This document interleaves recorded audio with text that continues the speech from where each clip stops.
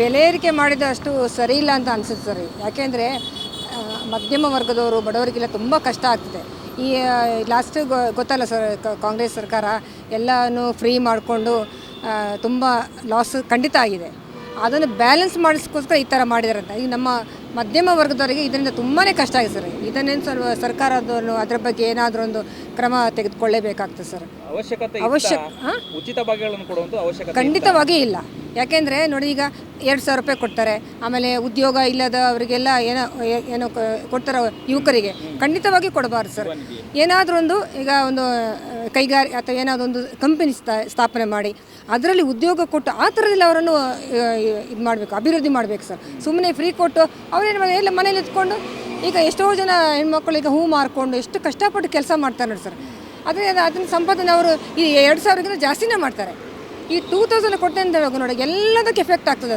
ಅದೆಲ್ಲ ಯಾವುದು ಮಾಡಬಾರ್ದು ಅಂತ ನಾವು ಹೇಳ್ತಾ ಇರೋದು ಅಷ್ಟೇ ಸರ್.